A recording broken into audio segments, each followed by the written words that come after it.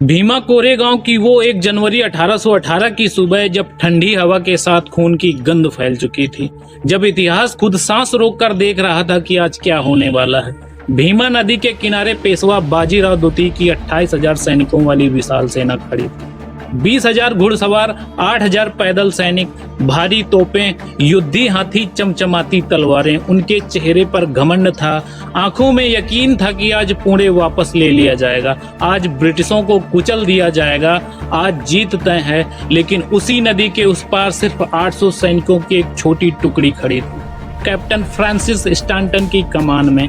और उन 800 में से 500 थे महार वीर, वही महार जिन्हें सदियों से अछूत कहा गया, जिन्हें इंसान नहीं समझा गया था, जिन्हें गले में मटका लटकाने पर मजबूर किया गया ताकि उनका थूक जमीन को अपवित्र ना कर दे, जिन्हें कमर में झाड़ू बांधकर चलना पड़ता था ताकि उनके पैरों के निशान मिट जाएं, जिन्हें दिन में गांव में निकलने की इजाजत नहीं थी, जिन्हें शिक्षा से वंचित रखा गया, मंदिरों से भगाया गया, जमीन और संपत्ति से दूर रखा गया। जिन महारों ने जब पेशवा की सेना में सेवा मांगी तो उन्हें सिर्फ एक जवाब मिला, तुम अछूत हो, हमारी सेना में तुम्हारी कोई जगह नहीं। और यही अपमान, यही जख्म, यही आग महार वीरों के सीने में धधकती रही।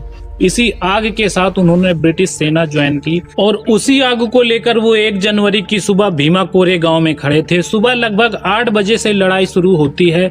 पेशवा की विशाल सेना चारों तरफ से हमला करती है। 12 घंटे तक लगातार लड़ाई चलती है। भूख से शरीर कांप रहा था, लेकिन हाथ से हथियार नहीं छूटता। पेशवा की सेना में 5,000 से 6,000 सैनिक मारे जाते हैं। महारवीर पेशवा के युद्धी हाथी मार गिराते हैं, सेनापतियों को पीछे हटने पर मजबूर कर देते हैं। और जैसे जैसे रात गिरती है, इतिहास की सबसे बड़ी विडंबना सामने आती है। 28,000 की सेना पीछे हट जाती है, भाग खड़ी होती है और 500 महार शेर इतिहास रच देते हैं। ये सिर्फ एक सैन्य जीत नहीं थी, ये सदियों का अपमान का जवाब था। ये उन लोगों का गर्व था जिन्हें समाज ने नीचे रखा था।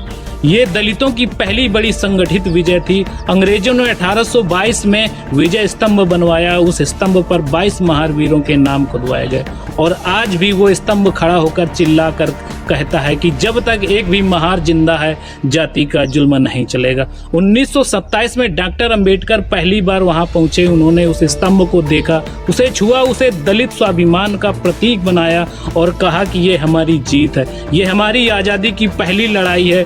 अगर ये सुनकर आप भी महार शेरों को सलाम करना चाहते हैं, अगर आप भी मानते हैं कि ये सिर्फ एक युद्ध नहीं बल्कि सम्मान की लड़ाई थी, तो अभी लाल बटन दबाकर चैनल को सब्सक्राइब कर लीजिए, घंटी दबाकर